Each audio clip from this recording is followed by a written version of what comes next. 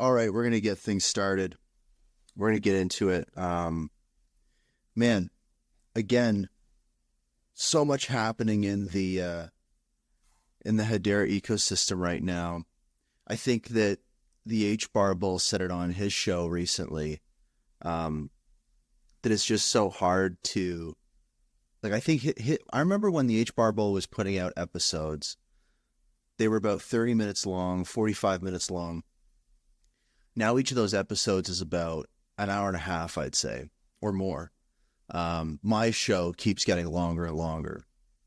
And there's also like so many more shows. Like a quick shout out to the NFT Table Talk show with Fatboy that he hosts with some wonderful co-hosts, the Ruler and Captain and all that kind of stuff. You know, a show focused on just the NFT ecosystem. You know, Hello Future Buzz. I mean, there's just so many shows. And now we also have shows that kind of focus on a specific area of the ecosystem. I'm thinking, why don't we have a DeFi show? Do you know what I mean? Like, there's a lot of NFT related spaces. And I'm wondering if there is, like, if someone is doing it, let me know. I'd love to tune in.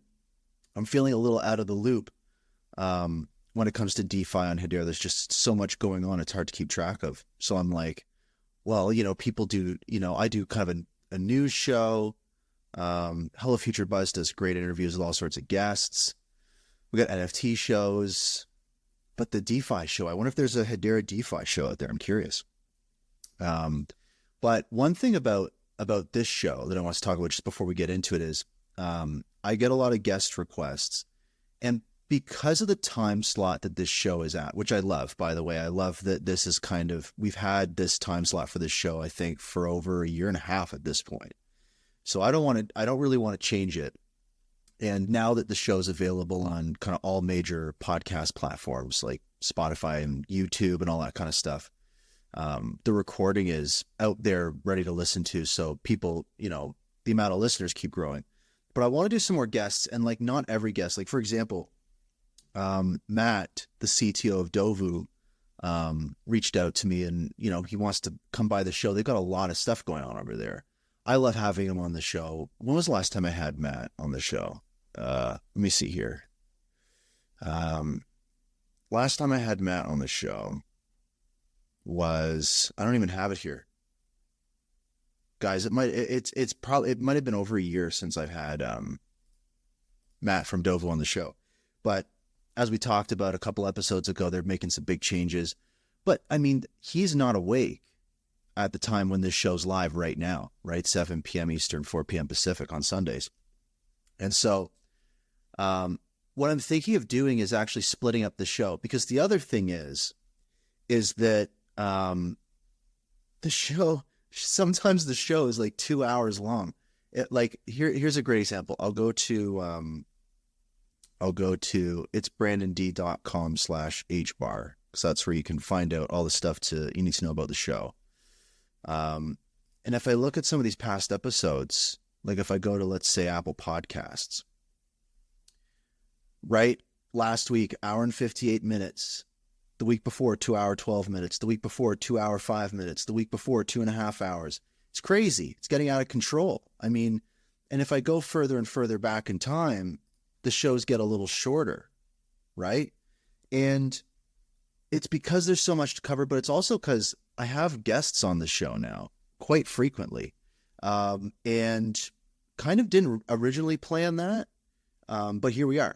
And I want to have room to do that. So what I'm thinking is I want to do the News and Rumors show, right? And keep it News and Rumors. This show, I don't think this show will be the show where there's guests, because looking at the data too, some of the episodes that do really well are the ones where it's kind of just me and then randomly bringing people up or something. So I think I want to let this show be the kind of News and Rumors and flow a little bit. And what I want to do for interviews, because it turns out, you know, that's something else people really love, and I didn't even think of that, but interviews, I have a lot of people who want to do interviews. I have a lot of people I want to interview. So I'm thinking of just making that a separate thing. and not having a set time for that. So like, for example, I might be like, hey guys, I'm going live on Spaces with, probably next would be Matt from Dovu. And it might be on a Tuesday, it might be on a Friday, it might be in the morning, it might be at night, who knows? But whatever works best for the guest, whatever feels good, just do it then. And the cool part is that's going to be done live. The recording will be on Spaces. And then every Sunday at the usual time, do the News and Rumors show. And then I'll be able to put kind of both together. Do you know what I mean? And then when you go on Apple Podcasts or Spotify or YouTube, you've got the big show, right? It could be a 2 or 3 hour show, but it's got the news, and it's got the interview in it, and you just put it on, and you can, and that way I find sometimes too, like if I have a guest on this show, I end up kind of rushing the news and rumors portion. So I think I got to grow this thing. The other thing too is, well, we'll talk about that later. So what are we talking about today? Like, what's going on? And we're going to take a look at the mega thread where I list and summarize all the news for the week. Also, too, take a minute if you want to share the Spaces, the more the merrier. But what's going on this week? We're going to be talking about, I want to talk about governing council member predictions. That's one thing I want to talk about. It's been a long time, right, since we've had a governing council member. And I think it's on the top of a lot of people's minds. You know what I mean? So we're going to talk about that. Let me know what you think the next governing council member is going to be. I've got a couple ideas. And we also have some breadcrumbs around it too about somewhat a new potential governing council member. We're going to talk about the testnet. That's been crazy. DeFi, lots of conversation around that. Brady from Swirl shared some statistics. There's an Australian CBDC pilot. Rob Allen from the Hashgraph Association actually talked about this recently, so we'll chat about that. TYMLEZ has some updates. We also have a kind of it's a series of breadcrumbs that kind of leads us to believe that Boeing might be doing a new Hedera use case called SkyGrid, but it's a little flimsy, but it's interesting at the same time. Talk about HBAR price a little bit. We got some updates, other updates from the ecosystem. There was like a wash trading controversy as well recently in the Hedera NFT ecosystem. Spoiler alert, everything worked out okay. We're going to talk about it. Some other stuff, yada, yada, yada. Yeah, there's a lot of good stuff this week. It's a big time. And with that, good evening from Ottawa, Canada, everyone. Good evening. My name is Brandon Davenport, a.k.a. It's Brandon D. It is Sunday, August 27th, and you're listening to Hashgraph News and Rumors, episode 89, Exponential Expectations, a weekly show where we cover the top stories related to Hedera, HBAR, and everything in between. Listen live on Spaces, that's on X. I had to update my script. I had the word Twitter in here a bunch of times. I've been calling this a Twitter Spaces like as recently as last week. So that's how slow I am. You can listen live on Spaces every Sunday at 7 p.m. Eastern, 4 p.m. Pacific, and subscribe on Apple Podcasts, YouTube, and other platforms to hear past episodes. Get all the info you need about the show at itsbrandond.com/HBAR. And for everyone listening live now, check out the News and Rumors mega thread pinned up to the top, up at the Jumbotron. We're going to dive into each story. The links are in there, so if you want to, more info. Take a moment to share the Spaces. I already told you that.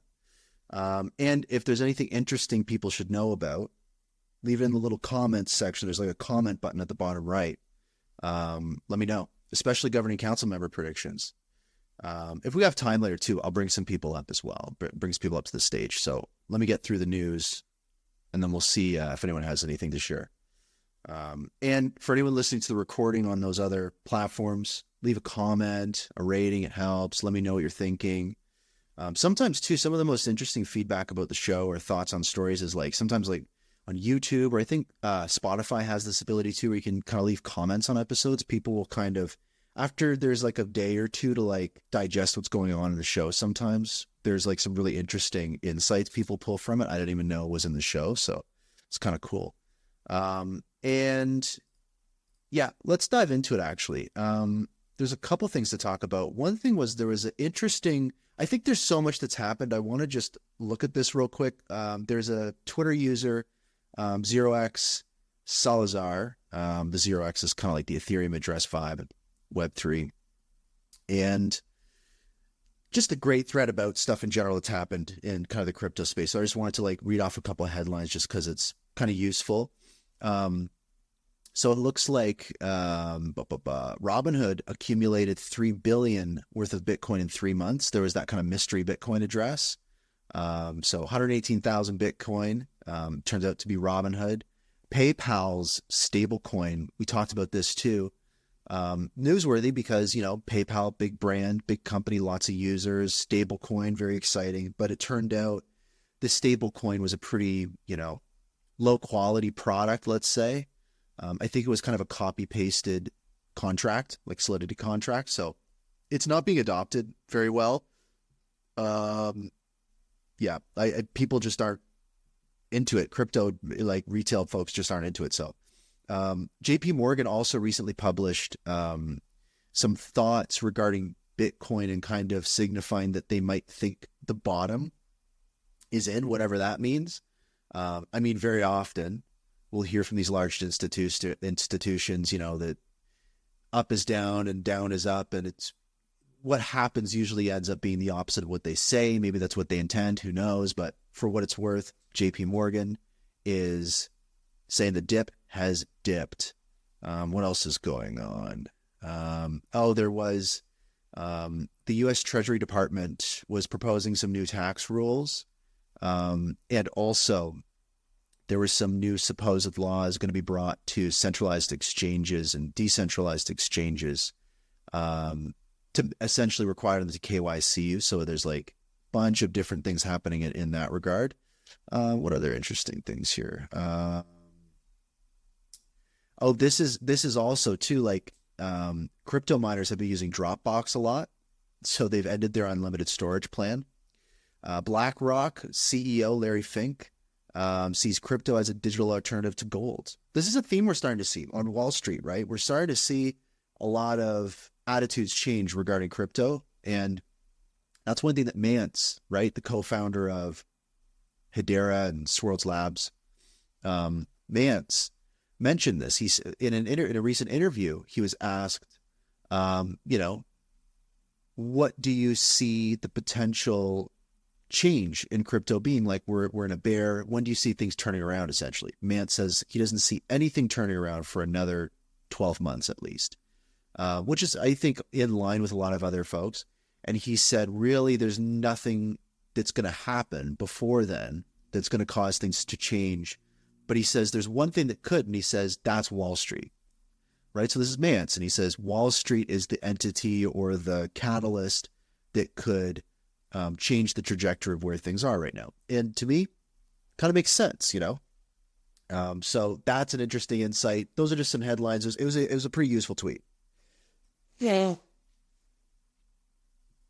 Apologies, I muted my mic there. I had to blow my nose. Got a bit of a cold. Haven't had a cold in a while, so I took some cold medication, right? Non-drowsy. Gotta admit, I'm feeling very lucid, people. Charged up, right? I might not be at full power, but we're rocking and rolling. I want to talk next about, well, maybe we'll wait for governing council member predictions. A few people have sent me some in. Again, if you have a governing council member prediction, I'll share with everybody. Hit that comment button at the bottom right, or just tag me on Twitter, or like whatever. I got quite a list here. But first I wanted to talk about something I think that was on a lot of people's minds, which was a situation involving NFTs on Hedera. And I mean, quick shout out to everybody in the NFT ecosystem on Hedera. That's where I got, well, I mean, this show was technically the first thing I did in the ecosystem that you could call kind of like a project, I guess. But, you know, my NFT project, Pixel Rug, near and dear to my heart. Lots of great plans for that. And that's where I got started. So the NFT ecosystem on Hedera, like many, you know, are experiencing a bear. But on the outset, it looks like the Hedera NFT ecosystem is just hurting. It's really hard, but, and I say this with a but, is, I talked about shows like NFT Table Talk, right? And the Hedera, again, this is a show, right, for an arguably down and out tiny NFT ecosystem in Web3, right? Already that, yeah, every episode they've got like 75, 100, sometimes more listeners, and that's a super niche show. And behind the scenes, I chair operations for the Hashgraph NFT working group. So there's stuff happening behind the scenes. There's a lot happening. And I think there's just a huge amount of loyalty and engagement and stuff. It's just, there isn't a lot of money flowing around, but there's still creativity. There's still drops happening. And I think that although the Hedera NFT community is tiny, it is mighty.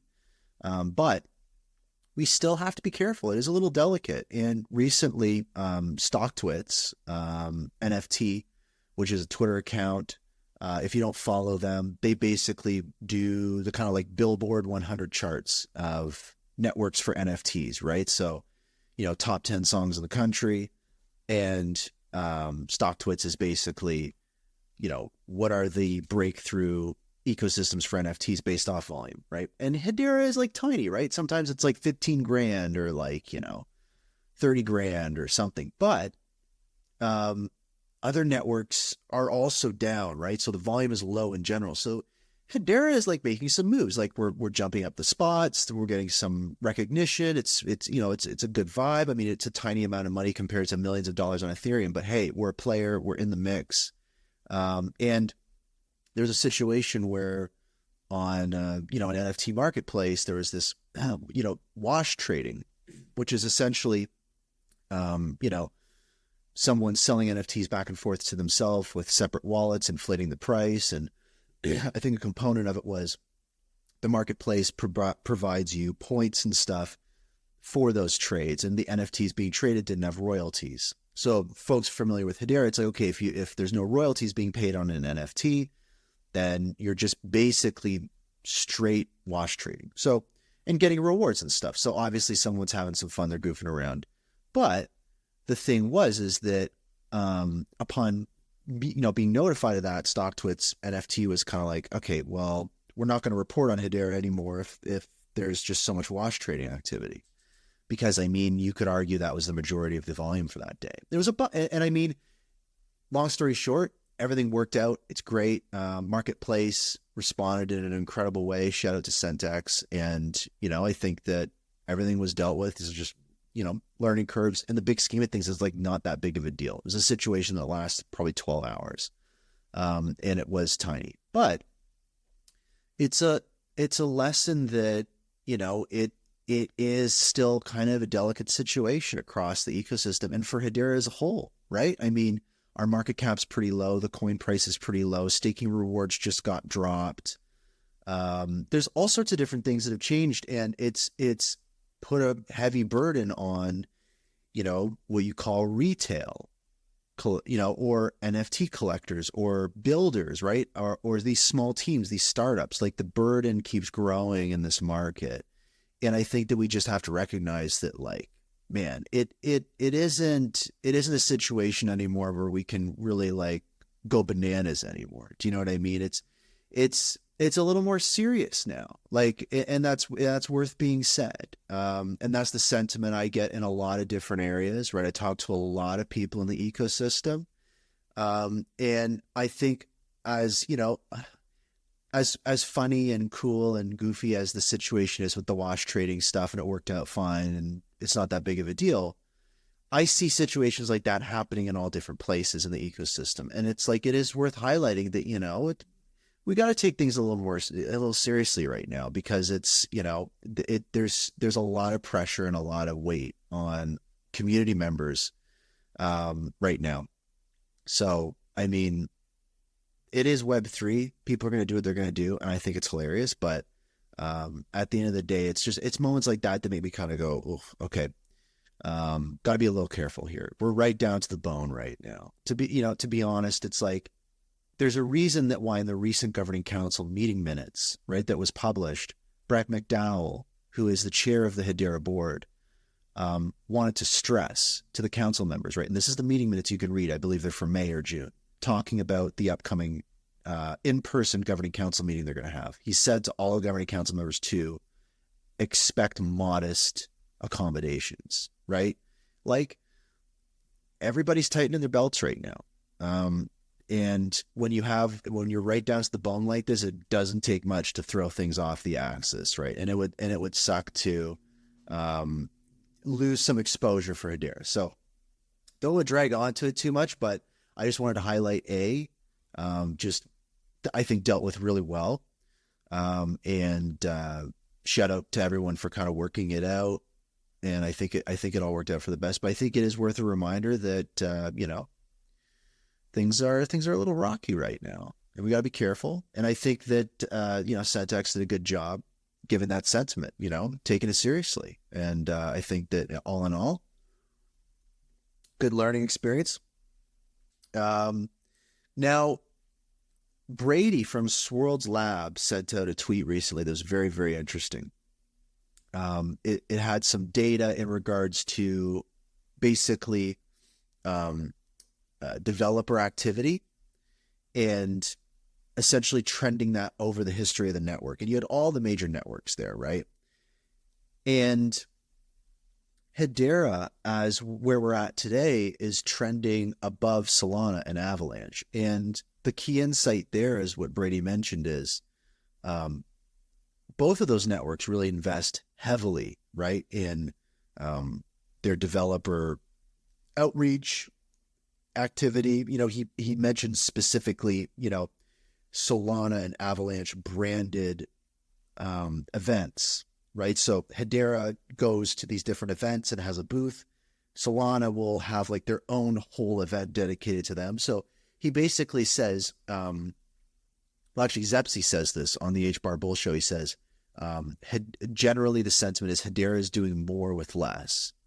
And, I think that, yeah, that's true. And the numbers look good. I think it would be cool if there was a little more resources put behind that stuff, because to be fair, if something's working really well, like, why not do more of it? You know what I mean? And I think that anyone could agree that, the Governing Council and Hedera could be doing certain things more in line with the builders that are doing a lot of things that might be small, but are often championed by, the Hedera and the foundation and related organizations as successes, right? So I think that, hey, if that's working and you guys are doing more with less, like maybe do more with just a little bit more, so I think that was really cool. I appreciate Brady putting out those numbers and statistics, because he's always kind of surfacing the KPIs, I think, that really matter.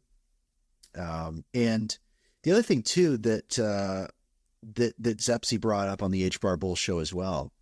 And for folks that don't know Zepsi, he works with the HBAR Foundation, legendary community member.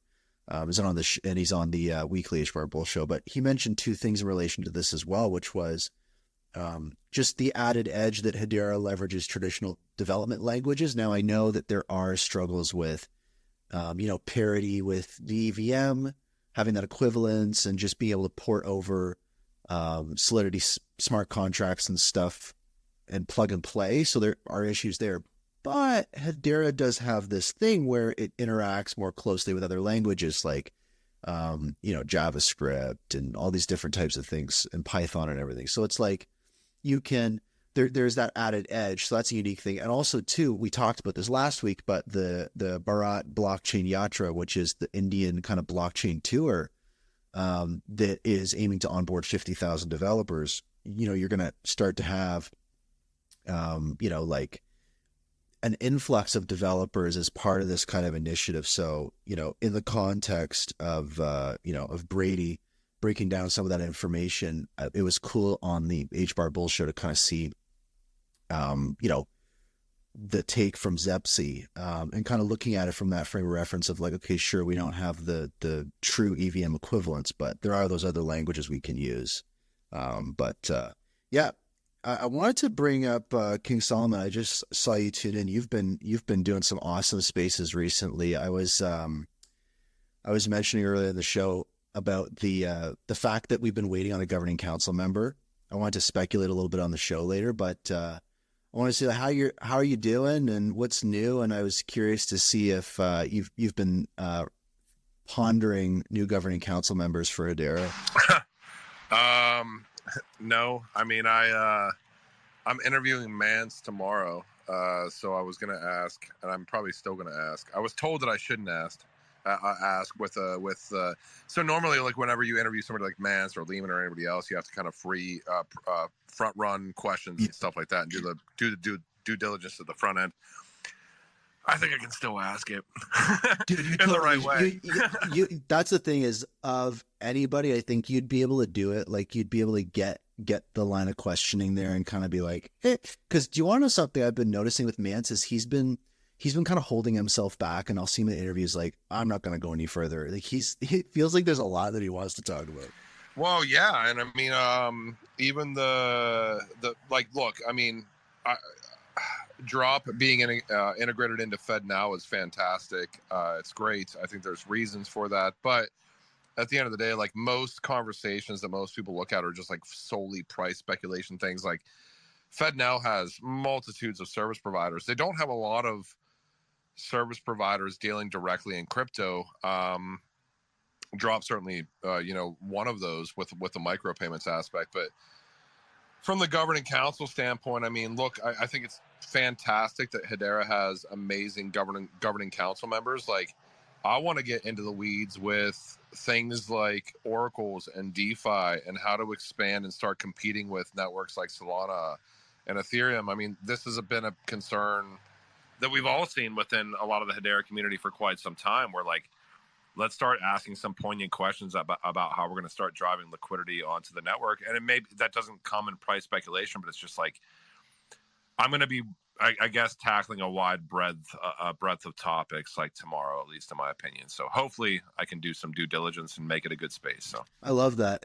And specifically on that point of DeFi, that's been a big conversation about, building liquidity. And we're seeing, like, a topic a lot of people had too is like, we need more use cases that leverage kind of that USDC that's minted on Hedera, referred to as, HUSDC, and all these different types of things. And then also, people also talk about kind of the accessibility of Hedera, how many trading pairs are out there and how many, centralized exchanges Hedera is on and stuff. Like, do you also kind of see that pain point a little bit? Like, I have people ask me sometimes, like, how do we get HBAR, stuff like that? Is that used to be a really huge pain point? Is that still kind of like a pain point for people, do you think? Sure. I mean, if I were to say no, then I would be lying. I mean, look at how many trading pairs Ethereum has. Look at how many trading pairs Bitcoin has. Look at, so one of the big reasons you think about why Bitcoin and Ethereum are where they are, it's not just the utility, like, well, Bitcoin utility. I mean, we could argue all day long. Ethereum utility, I mean, EVM and stuff like that, I don't know if you can really argue with at this point in time. But if you look at the amount of trading pairs versus the market cap position of these assets, I was in a conversation like maybe a month ago with somebody from the Hedera ecosystem development community, and it's like, I don't have the numbers in front of me, so I'm not going to speak on it, but I know that if I had to guess, there's probably 100 times more trading pairs for Ethereum, and maybe it's even more than that, on different exchanges than there are for Hedera right now. And it's like, well, why? And how do we expand that? Like, the foundation, what's the foundation's initial goal, right? Is to build adoption and leverage and usage of the network in and of itself, right? Part of that probably does deal in some centralized exchanges. So, I think Coinbase was a big win.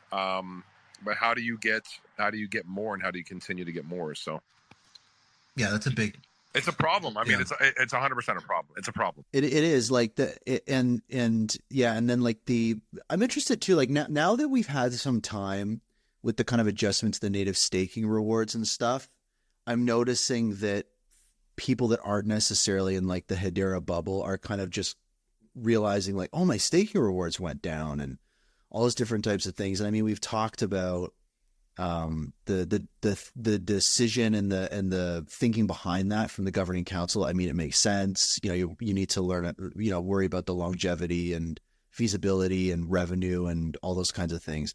But like, I don't think I got to ask you about your thoughts on the native staking stuff with Hedera and kind of the ripple effects of that. Like, just because you have a view of other networks and other networks have their own staking mechanisms. I think this was weird. Like, I think Hedera quoted the kind of average staking return on other networks at like 1.4 or 2% or something, which I thought was really low. But I was just curious, like, your thoughts on the native staking thing with Hedera, and then kind of in the broader crypto space. Like, has Hedera really dropped like below a lot of other yields on other networks, do you think? I mean, I think the question is like multifaceted, right? So like, give me the numbers again real quick, just so I know what they are, because I know they dropped pretty substantially, and I'm gonna message on the side. Yeah, it used to be fixed at 6.5%, and now what they've done is they've changed the algorithm so it can go to a maximum of 2.5%, and I think they expect it to average out at 1.4% or something. Yeah. So I mean, here's where my thought process lies within staking, across the board, kind of, is it's like, and even within Hedera, it's like, okay, if you're giving 6.5%, understanding where we're at in the market right now, understanding that there's so many things to tackle with Hedera. I mean, from a technology standpoint, I don't know how many other networks can compete. But if you don't have those other networks or network participants realizing that what Hedera represents, and they're not here yet, why give those rewards away? It's like it's almost like they're like arbitrary rewards given to people that might not even be building on the network. They're just network participants, which is fine. But there's inputs and outputs across any staking mechanisms in all of crypto, and if your inputs are larger than your outputs of value, like how at the end of the day, like most networks with staking, right, you have to lock your shit up for like 3 months, 6 months, a year, 2 years, whatever it is. And at the end of that lockup period, when those rewards become unlocked, that network has better have sustained itself up to a point of value much higher to dictate out paying out those rewards in a way that the network in and of itself isn't going to be detrimented based on paying out those rewards. So it's like minimizing rewards for staking, I have zero issue with. I mean, if from a purely investment standpoint, if you don't understand what Hedera or HBAR represent, the network or the unit of account based asset, and you haven't been looking into it or buying like at 3 cents or 4 cents or whatever else it is, that's really not my problem. And I don't think that it's the governing councils or whoever votes upon its problem either. You had your opportunity to stake and get rewards. I think that it comes down to pure like economics, and at the end of the day, like, we need to drive more developers and more traffic here, and that's going to come through the EVM equivalency things that are being built out with the JSON RPC announcement that just came out, Brandon, that I'm sure you talked about in one of these spaces like 2 weeks ago about MetaMask functionality coming down the pike, things like that. So that's what we need to have here, and paying people more yield just for being here, I don't agree with that, and I probably would have voted to minimize the rewards as well if I had that power. So yeah, that's crazy, man. And I think I'm so happy I asked you that, because you kind of broke it down, I think, in the best way, which is it's really deciding, like, if you're gonna invest in a network, specifically Hedera, it's like, are you using HBAR as a vehicle to invest in that network, right, and hold that kind of fuel the network? Or are you just kind of buying another crypto? It's like, what's your mentality with that? And both are fine, right? This decision, if your investment style and strategy with HBAR is just like buy HBAR, and that's the thing, and you're not really worried about the network or any of those types of things, it's like, well, this is maybe an indicator that, like, you look for yields elsewhere that are better. But like, if you're invested in the network, as you've laid out, this could be looked at as a positive to the investment, and kind of, okay, these different things are being dispersed elsewhere. Yeah, that's the best way to put it. Is like, it's just, different decision based off of investing style. Well, what's crazy is, and I have to hop in like 2 minutes, and then your spaces are the best, some of the best in all of the Hedera community, let alone all of crypto, because you do these weekly. They're fantastic. What's kind of crazy for me to look at is the fact that, like, if you look at from a wallet purview standpoint, what Hashpack has been able to build, we probably have a lot of people even in the audience right now that have multiple different wallets, multiple different ecosystems. I don't know anybody that would necessarily argue with the user experience within Hashpack pretty much being on top of almost anything else you deal with in crypto from a wallet standpoint. And then even just sitting back and watching some of the stuff that Saucer Swap has been doing recently is very interesting. I think some of the marketplaces for NFTs have been trying to figure out their positioning. I know that there was some stuff around Centex yesterday with some arbitrage stuff. Yeah, I was talking about that. Yeah, and I mean, these marketplaces are going to go through that. But look, and I love artists and stuff like that. But at the end of the day, like, pictures of rowboats with moonbeams and unicorns, can only take us so far. So, what are these NFT marketplaces going to transform into over time? That's not negating anything with these artists. I freaking love every artist out here. I think any artist that is empowering themselves with the power of Web3 should be applauded and should be able to operate on a marketplace that makes sense. But at the end of the day, these NFT marketplaces aren't just going to be about art 3, 5, 6, 7 years down the line. So I'm interested in watching all these things. Hashpack, I think, has done it. Well, Brandon, did you see this? I don't even know if you saw this, dude. When Shinhan, Siam Commercial Bank. I watched the demo, and right after they showed the kind of institutional wallets, I was like, oh, I was like, it was literally me as that Leonardo DiCaprio meme from Once Upon a Time in Hollywood, like snapping my fingers and pointing at the screen. I was like, it's them. Yeah, so I mean, it's really about paying attention to the small details of what's going on from the legacy institutions, because the big pool of Hedera that exists right now that we've seen consistently over time is that, look, I think the network is fairly decentralized enough right now. I'm excited for it to decentralize further. You talk about institutional grade adoption, things like that. I mean, I think it's there to an extent. I think one thing that we do overestimate is that a lot of these like governing board members probably do have proof of concepts with other ecosystems and networks, which is fine. They can. So then at the end of the day, you have to consider like what types of small tidbits of information can we get that's being leveraged off of the back of the retail community, because at the end of the day, these institutions aren't innovators to the most extent, like especially banking, things like that. When you see something like Hashpack being leveraged between like the largest bank in South Korea and multiple entities, that's something to pay attention to and be like, holy shit, there's something actually going on here. The concern that I have is that like, where does the buck stop? Because can retail innovate faster than them with the money that is behind them? And I think it's an interesting question to ask. So like, look, I think, let me wrap it up because I got to hop and I know I'm rambling. All of the innovations that we've seen within Hedera, I think the FedNow integrations with the micropayment aspects, with Drop, everything else that we've seen should not be surprising to anybody, because all of these legacy institutions are looking to learn. I do think there's pain points in Hedera, just like there's pain points in every other ecosystem. But I think it's up to us to try to branch out into these other ecosystems, to show what is on Hedera, to get developers over here, to get community members over here. And as the network decentralizes further, as oracles start becoming mainstream within Hedera, things like that, as EVM equivalency starts really taking precedence, I think that the team behind Hedera is doing things the right way. And I'm just looking forward to, like, you've been here, dude, as long as I have, Brandon. Where we were at a year ago or even 2 years ago, it's much different now, and I'm expecting for us to be much different a year or two down the line, and I think it's really exciting. Let's just hang on for the ride. Dude, 100%. Real quick before you go, so you're interviewing Mance tomorrow? Yep. I am interviewing Mance tomorrow. Yeah, I think I have it on my calendar. He's interviewing Mance tomorrow at 4 p.m. Eastern, folks. If you guys have any questions, ask me. So I will tell you just real quick the questions that I have so you guys know them. Recent milestones and achievements from Hedera/Swirls.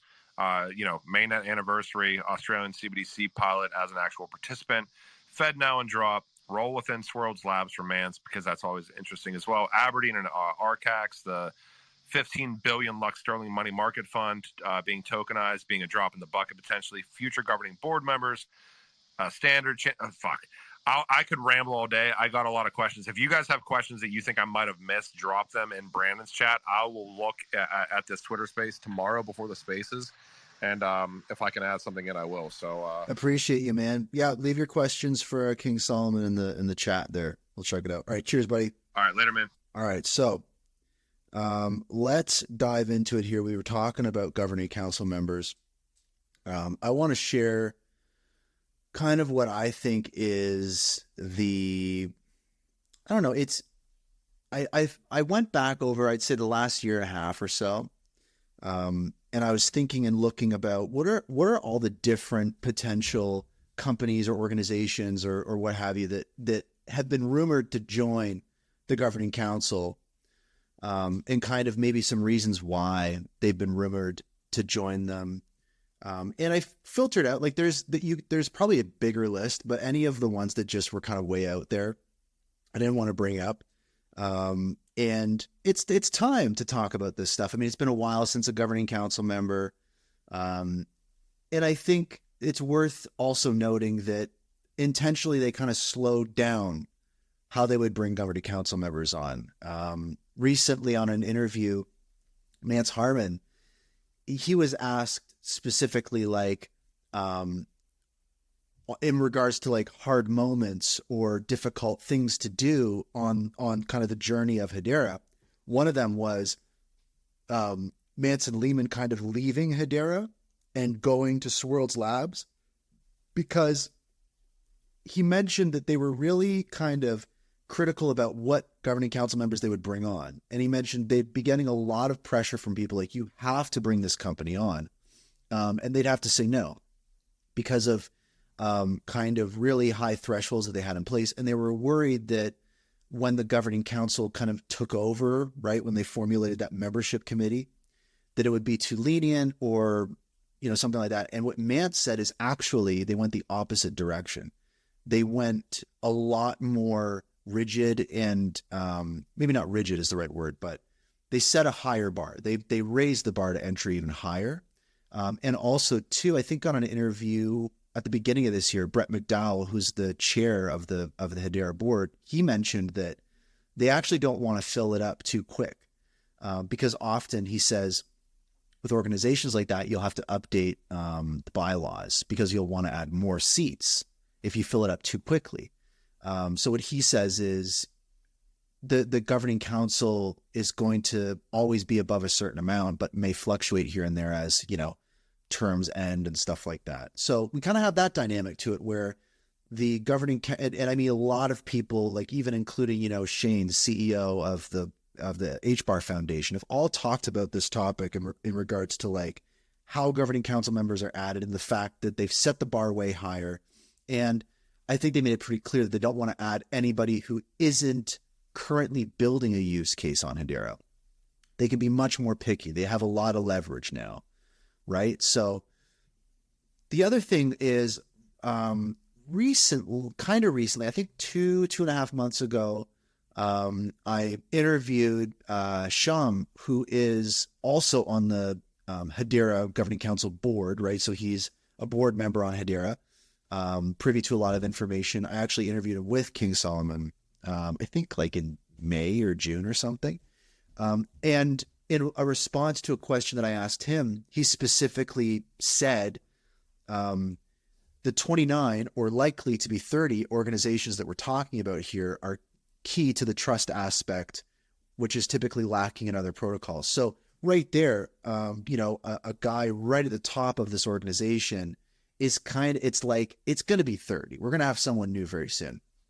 And we've been seeing a lot of different connections. We also have a lot of rumored members that got really close, that are from years ago. And as we know, things take time. So it might be worth looking back at some of these predictions that are a little older, because some of these processes might take years, right? It might take years for a governing council member to become a part of the organization. And the other thing too to note is on a recent meeting minutes for a governing council meeting, I think in the June minutes, it was mentioned that the council actually went into an executive session to discuss a potential governing council member and whether they would be approved.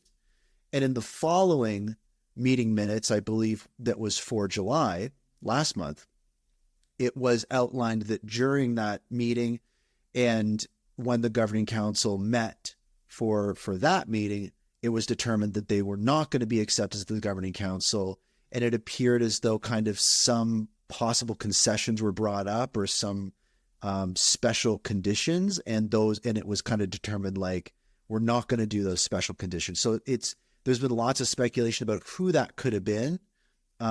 It's been known for a while that a lot of people get denied for the governing council. I mean, Mance said that recently, like they deny a lot of people.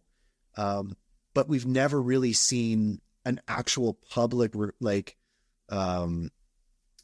representation of that decision. Like we've never seen that actually in a meeting minutes before of an application and a denial. So that was really interesting. So I wonder who it was. Who knows who it could have been? But that's what people have been talking about. But who am I thinking about, right? Who have I seen mentioned with some decent breadcrumbs or connections or tie-ins to Hedera that are probably already building use cases or are partnered with existing use cases? And also just ones that people mention in the community. And the first that's the most obvious is Microsoft. People have talked about Microsoft quite a bit. And I should mention too, specifically, a lot of people are mentioning maybe a Chinese company. We do have kind of a global governing council on Hedera. But folks are mentioning that that's something that, might be unexpected. And it's also worth mentioning too, that like most of these governing council members that were added, nobody ever thought would be on the governing council. Nobody ever mentioned, especially like Aberdeen or Kofra or DBS, or some of those were just like out of left field. No one had any idea. So it's also worth mentioning that. It's also worth mentioning that, most likely if this is a 100-year organization or network, most companies will cycle through the governing council. So most of these quote unquote predictions that we have, the majority of these will one day most likely end up on the governing council. My question is, who's next? Like we brought up Microsoft, right? So they've got many connections. One of the most obvious ones is with MTech, right? Which is the CBDC. Zero just commented on the spaces, mentioning that they were not, or that they were the ones that were denied. They were not the ones that were denied the governing council seat. Okay. Ruled out. We narrowed it down by one. But yeah, Microsoft, is partnered with MTech. MTech is the CBDC innovation kit that they launched. They have the sandbox environment. They're working with, the U.S. Federal Reserve, the Bahamas, all sorts of different central banks and governments to help some of these stable coin and CBDC use cases start their development journey, help these proof of concepts. And Microsoft's partnered with them, right? Microsoft has actually partnered with a lot of Hedera projects. They're also kind of in the ESG space, and they were being cited as potentially a company building an ESG type use case or leveraging Hedera as a network for an ESG use case, which is interesting. They're also in the FIDO Alliance, right? The FIDO Alliance is that kind of identity. It's kind of zero knowledge. It's kind of ZKP stuff, but it's what Apple gave at the recent keynote, right? Your accounts with no passwords. And it's a more secure logins. It's basically the alliance formed to develop the technologies required as we move into a passwordless kind of future, right? Where we don't use passwords. So Hedera is a part of that. Microsoft's a part of that. A lot of companies are a part of that. Also, they're leveraging and involved with the Atma.io project, also Dovu. So Microsoft is, there's no way that Microsoft hasn't crossed paths with Hedera or doesn't have knowledge of Hedera. And a lot of what Microsoft is doing is very aligned with, Hedera. And the other thing too is when you look at major tech companies, right? Some of them have big kind of blockchain Web3 initiatives, right? Like IBM, but there are other notable companies, right? Like Apple and Microsoft that don't necessarily have like strong Web3 blockchain type angles to their company. But then you look at maybe, another company like Facebook or Meta, right? That had their Libra token that kind of failed.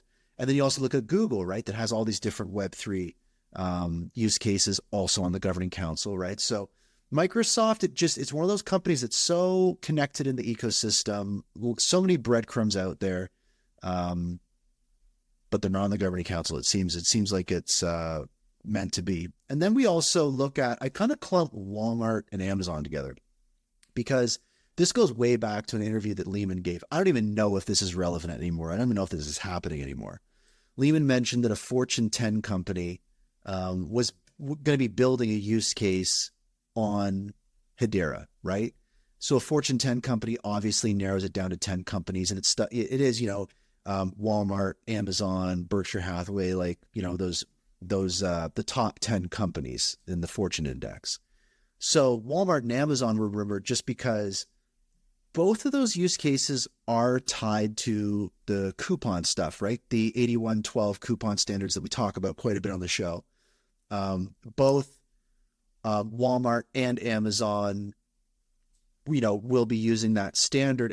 And recently, the Coupon Bureau, the organization behind the new standard, has rumored that, major retailer, or not rumored, sorry, but outlined that major retailers starting Q1 and Q2 next year will start to onboard. And they specifically mentioned a global e-commerce leader will be instating the coupon standard as well. So starting to leverage Hedera for those. Amazon is number one in your mind, but Walmart's actually huge in the e-commerce space. They're also Fortune 10. And Walmart has been mentioned a few times in a few use cases. Also, too, they were mentioned again in a Coupon Bureau webinar where they were talking about, I think it was something really weird. It was like Walmart had developed some kind of like VR shopping experience or something. I don't know. It was one of those things where it was kind of weird talking about the new coupon standard still. And of course, Amazon, like if you think about Amazon is one of those companies that you have so many Ethereum and Bitcoin validators and nodes and operators and other, networks have so many different validators and nodes hosted on Amazon servers. Like Amazon is the, blockchain company. Their infrastructure powers so much of everything. You could look at them similarly to, like a Dell Technologies that joined the governing council, right? Dell's hardware is what kind of most of the internet flows through. If you look at IBM, right? IBM's mainframes are what a lot of the world's finances flow through. So you look at Amazon, it's like there's a heavy hitter there. They do have that connection, and it seems like an obvious one, but one thing I do notice is a lot of predictions for the governing council members for American companies, right? Because American companies are generally the most visible. This is a global council. What's the likelihood that it's even a governing council member in this list that joins the governing council? To be honest, I think it's pretty low. I think it's going to be a member not from the U.S. But the other thing too that I'm waiting on as governing council members is one of the big four accounting firms. This has been brought up a few times, right? So you got Deloitte, you've got Ernst & Young, you've got PwC, you've got KPMG. Two of those actually have connections to Hedera, right? Deloitte is already listed as a Hedera systems integrator, right? On the Hedera website, hedera.com, right? Deloitte is on there as a systems integrator. So that's connection enough. Pretty clear there's a relationship there. Are they building a use case? Also, too, KPMG remember, they were part of the Upside Co-op, published that white paper about how the legal co-op structure for a cooperative can be a gateway for DAOs and shared ownership in a community. So that white paper was published in partnership with KPMG. So again, with that use case built on top of Hedera, clearly KPMG has knowledge of, Hedera and stuff like that. So two of the big four law firm or the accounting firms, connections right there. So that's interesting. And I see those two in particular brought up a couple times. John Wingate from Bank Social mentioned them as a potential governing council member. Oracle is another one of those institutional enterprises out there that, again, powers a lot of the internet, and a juggernaut, right? That Oracle's been around forever. And I think that John Wingate mentioned Oracle when he was mentioning a few companies. He was like, we have great governing council members like Google, IBM, Boeing, Oracle. He mentioned Oracle lumped into naming a bunch of things. This was a while ago. To be honest, I think it was a slip of the tongue. I don't know if there's any reasoning behind it. I don't know how many people outside of Hedera or Swirlds or the membership committee knows the pipeline of potential governing council members. I don't think a CEO of a use case would be privy to that, but that's often cited as the Oracle connection, other than just, those use cases that Oracle has, being closely aligned with what, could be on Hedera. Recently, I got to be honest, I don't know how to pronounce this. I'm not familiar with this company, but they are a juggernaut in supply chain. Maersk, Maersk.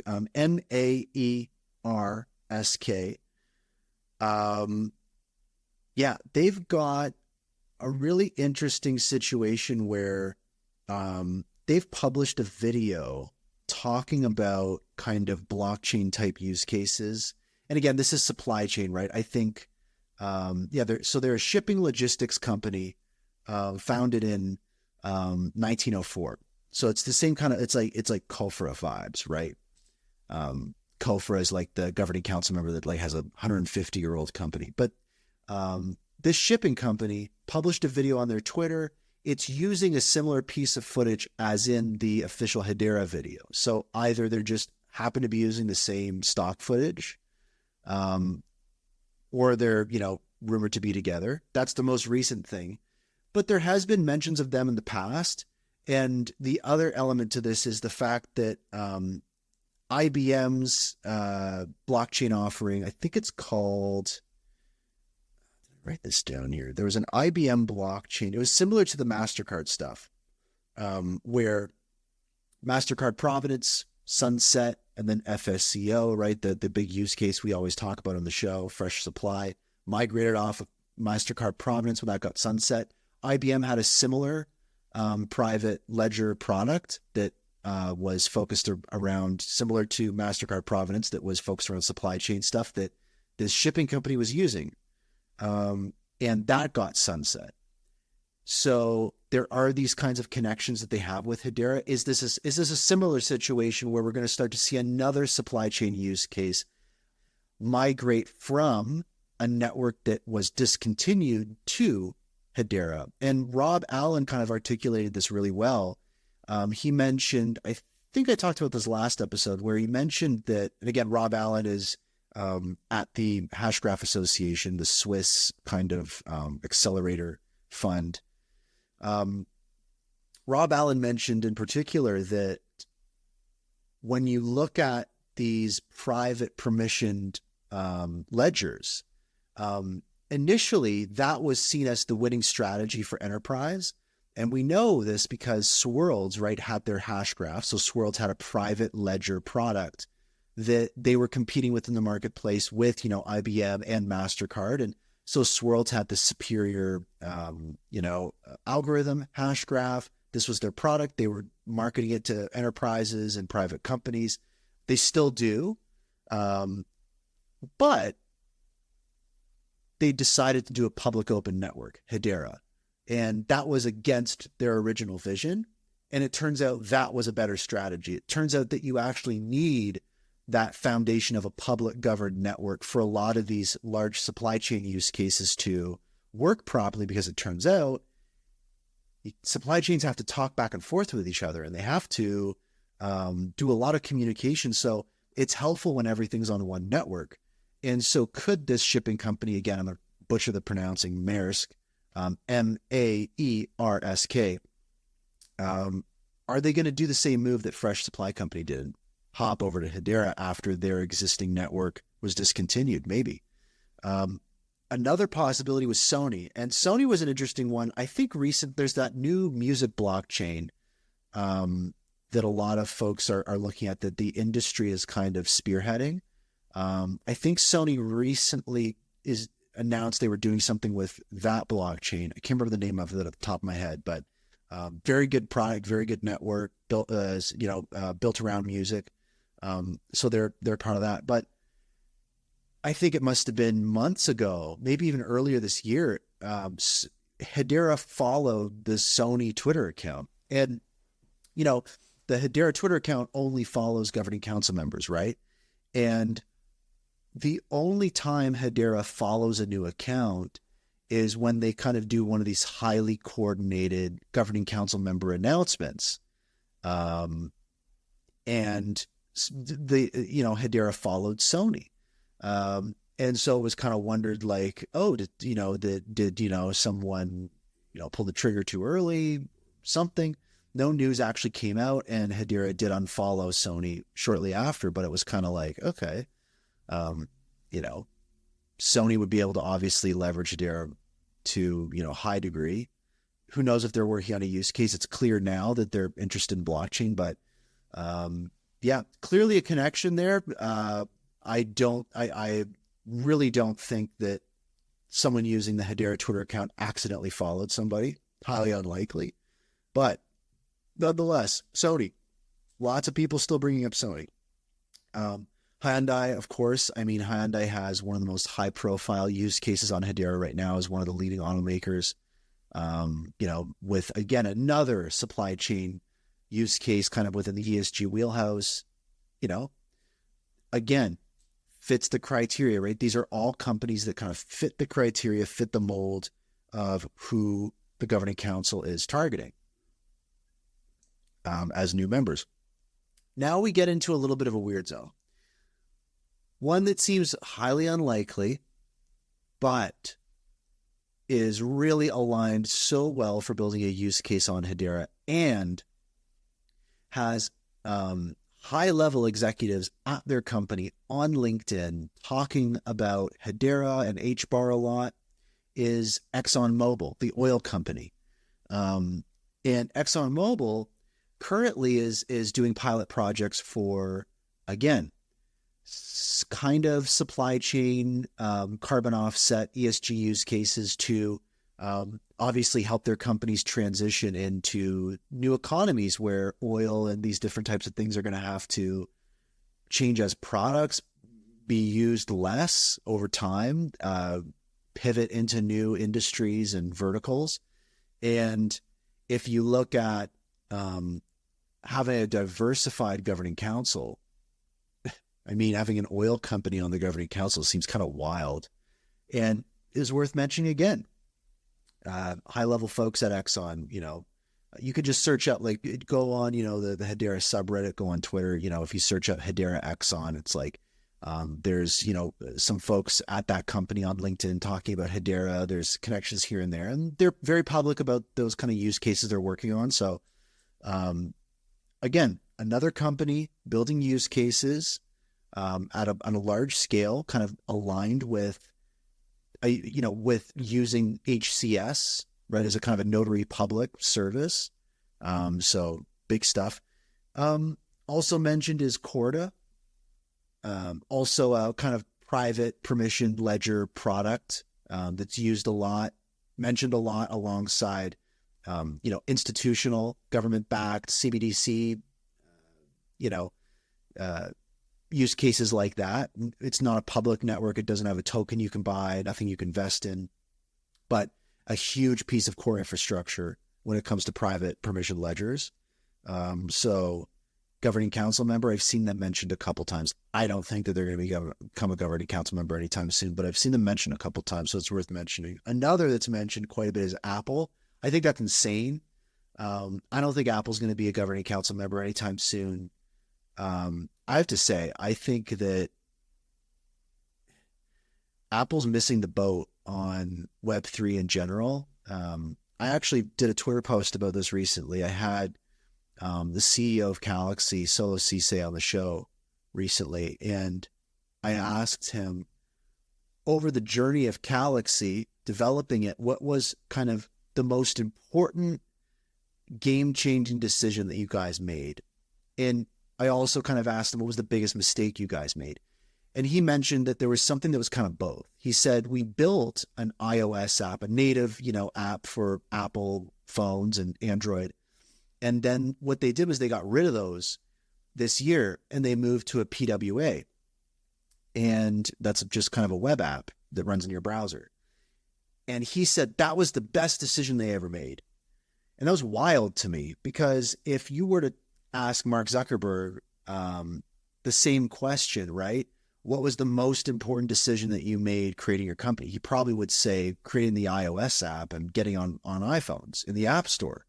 The App Store at one time was like the thing that created the companies now out there that are massive, is due to kind of that App Store and the user experience that those apps provided early on your phone. It was just mind blowing. You couldn't get those experiences in a web browser. So the value that Apple brought was so huge, it was worth that 30% cut for purchases in the app.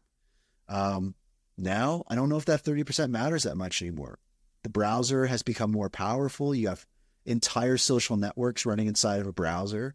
Apple's dropping the ball. Also, too, just their attitude towards crypto in general. They're one of those companies where you look at their peers, right? You look at Google, you look at Meta, you look at some of these other companies that have dipped their toes into crypto, that are going full into crypto, and it's, Apple is very the opposite. And it's kind of surprising. Apple's usually the company that does some of these wacky moves, that other people disagree with, that are kind of bold, right? Like they was the first company to do exclusively USB ports and get rid of the, PS2 port and the serial ports and the floppy disks, got rid of those. They were the first company to get rid of the CD drive. Like they did all those crazy things. And I'm wondering where's that Apple right now? Because so do I think Apple's going to be on the governing council member? No. But I think they'd be a good governing council member. There are a lot of things that they're doing. They talk about tokenization.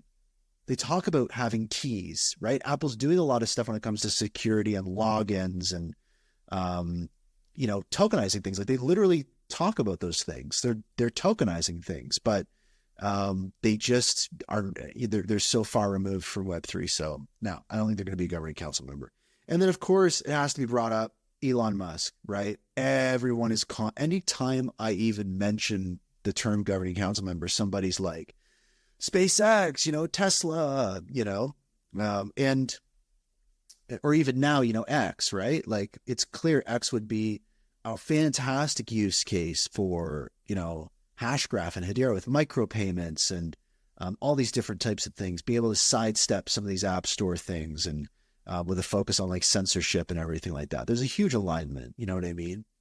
But it's interesting. Like Elon Musk, would Tesla, would SpaceX, to be frank, like, do you see a guy like Elon Musk or someone like that getting along with, Lehman and Mance, having someone that vocal, on the governing council? Now, technically, no, Elon Musk would probably not be on the governing council. It would be, representatives from whichever company is on the governing council. I mean, sure, maybe he's on the governing council, but a lot of people do say like, yeah, maybe it wouldn't be a good idea, having Elon Musk freaking out about stuff on the internet in relation to Hedera or like pumping HBAR or breaking rules, or, it would definitely frazz Mance Lehman. I can't see Mance Lehman getting along. I've also seen him indirectly kind of, really kind of not look down, but like shrug off the thought of having Elon Musk on the governing council or any of his related companies. But again, Elon Musk tweets out the HBAR symbol. It's not tweeting it in that context, the symbol for something else, math related, but, and also he talks about the fact that networks like Bitcoin, like Ethereum, and like a lot of these layer twos, he says that they're not scalable. They're not going to do what we need them to do. We need something like a hash ledger, right? He understands the core principles behind.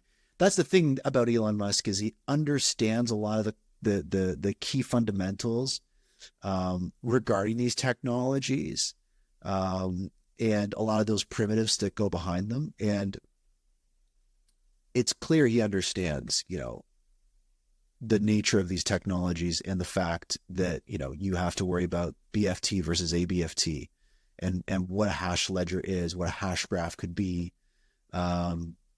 So it would be impossible to say that he doesn't know about Hedera and understand the technology. I think it's just again, you think about who was that governing council member that was kind of shot down in the executive session at the governing council member meeting. Who knows? And yeah, that's, I think, who I've seen floating around. Those are the names I've seen floating around and some reasons why. And again, I'll say pure speculation. It's fun. It's fun to do this. I know it grinds a couple people's gears. I know I'm going to get some comments from people. But whatever, it's fun to speculate on this stuff. And again, probably not going to be one of these companies. It's probably going to be a company that we've never heard of before. That's how the previous ones have been. We know about Dell Technologies, but who thought Dell would be a governing council member? You know what I mean? So we'll have to see. Real quick too. This show keeps growing. It's averaging on Spaces about 500 listeners a week, which is crazy. I started the show back in 2021 in the fall for about 12 people I've been doing the show for. And over the years I've covered every major Hedera news event, unpacked almost every juicy rumor, and I've hosted countless in-depth. Bear with me, guys. I'm still getting. This cold is progressively getting worse into the show, but somehow is making me more. It's making me more introspective about this news and the things I'm talking about. So it's getting interesting, but having trouble reading my script. So bear with me. What I'm trying to do right now is I'm trying to raise awareness and support for the show, to send the show some contributions of HBAR so I can sound better on the show. I don't sound great, right? I don't sound great. I listen back to the show. It's not good. Very unhappy with the quality. Sometimes when I listen to the Twitter Spaces, it sounds like I'm broadcasting from the inside of a briefcase. So what I'm doing right now is a desperate effort to improve the quality of the show. Yada, yada, yada. I've hosted a lot of things and talked about the news. I'm great. And I've been able to do it live with all of you guys. If you'd like to support the show, consider making an HBAR contribution like many folks in the ecosystem have. Even like a few HBAR add up. Like sometimes I literally get 20 HBAR and it has like the nicest memo in it that just makes me feel amazing. That goes a long way. What's going on right now is I've talked to a couple people in the ecosystem, a couple people that do like really great Twitter Spaces, like how do you sound good? What equipment do you get? Yada, yada. I need something bulletproof. I need something specific for Spaces. I need a soundboard.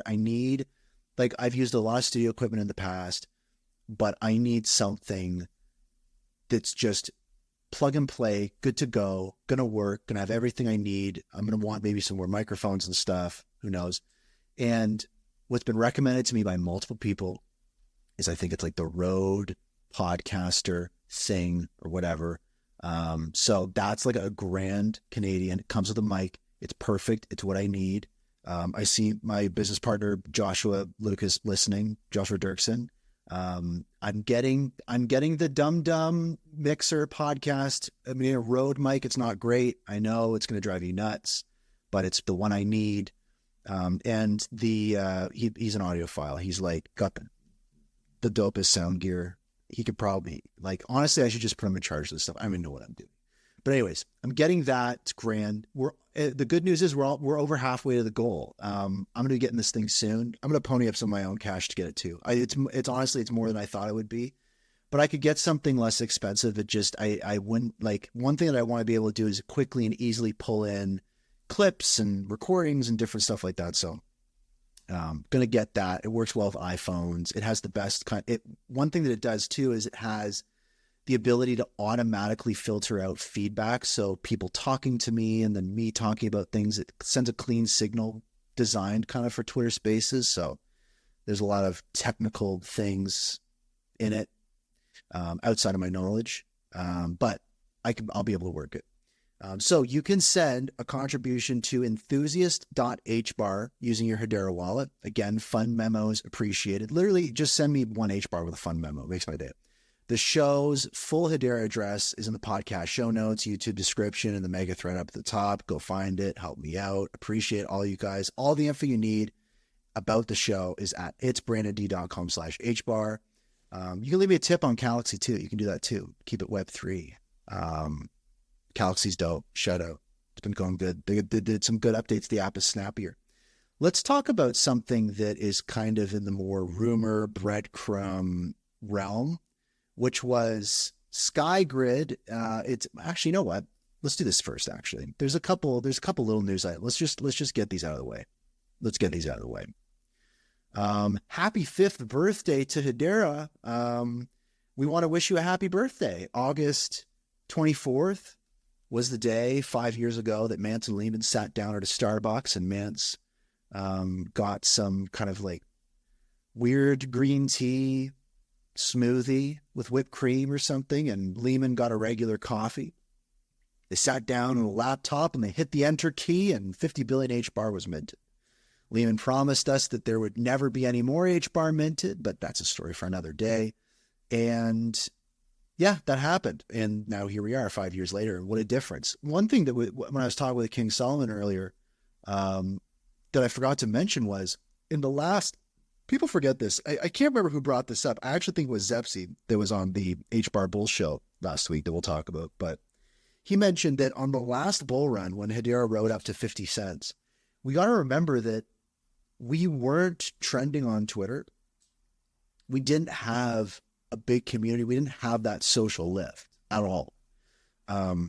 Now it seems like every single day, Hedera is trending. All of the key social sentiment kind of marketing tracking companies that digest this information and identify these trends just recently, right in the past couple months, are now kind of saying, whoa, like HBAR, Hedera is trending. A lot of people are talking about it. We talked about all the FUD that's been coming out.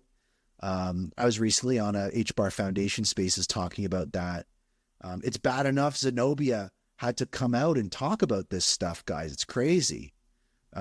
She actually had some really good insights into kind of like the press, like dealing with, CoinDesk and major publications, and dealing with kind of the misinformation versus malinformation, right? You talk about FUD and, it's hurting the community or the brand or whatever, and it's this malinformation. And it's like, no, most of it's just misinformation, just people, it's just bad information out there. So dealing with that, she was sharing some very, like, if you're into marketing, go listen to that Spaces. Zenobia was just sharing some of the kind of behind the scenes nuances that go into, communicating with major, publications and press organizations and PR agencies, and kind of going like, hey, there's misinformation out there about our company and how do we deal with that? So there's some good insights on that. But yeah, last time at a bull run, there was none of this. It was just Hedera shot up. So what's this bull run going to be like when we hit it, into next, some people say it's next year, some people say it's 2025, who knows? But that's a new element. That's kind of crazy, right? Yeah, happy 5th birthday, Hedera. Shout out. The testnet has been on fire. If anyone's looked at the, Hedera transaction counter for the testnet recently, on the 24th, Twitter user and kind of community legend, Bionasis. I never actually said your Twitter name out loud, at BIONASYS. Bionasis. That's it, isn't it? Weird.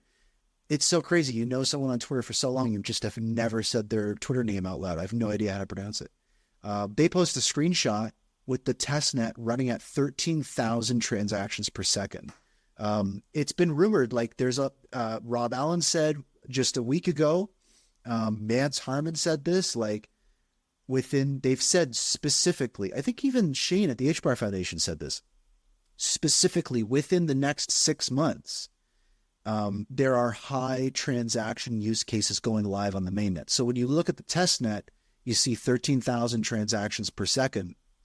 That's kind of crazy. It's been rumored that work has been going into getting the network in fighting shape to remove the 10,000 transactions per second throttle. So, and the other thing too that we talked about last week, but is worth bringing up again in this context, is the fact that time to finality for the network dropped below 5 seconds, 4 seconds. So that's a key aspect, because for a while, the time to finality was at about 6 seconds, and there was concern, and this was addressed to Lehman. It was kind of like the time to finality is getting longer, and that's not a good look for Hedera being a fast network. And what Lehman said is it's not a huge priority, and it's something that can be lowered with a simple upgrade and some testing. We're prepared for this, but it's just not a priority.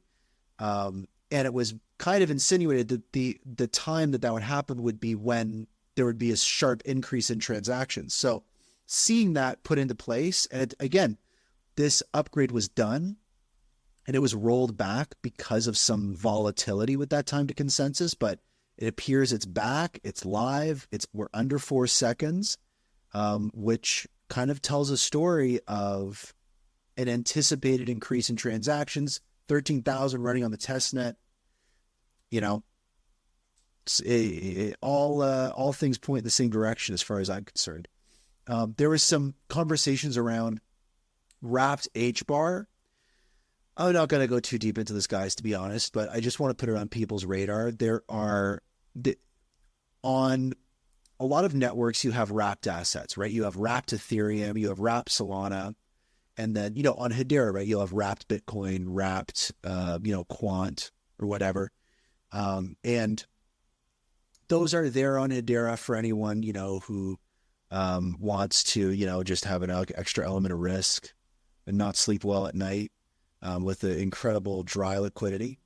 But one of those is wrapped HBAR, and that's critical for this ecosystem because you have to, have wrapped HBAR for a lot of these DeFi products to function. A lot of the things that you want to do with your HBAR on these DeFi products, you can't actually do those things with your normal HBAR. They have to be turned into wrapped HBAR to perform some functions leveraging Solidity smart contracts, the EVM, right?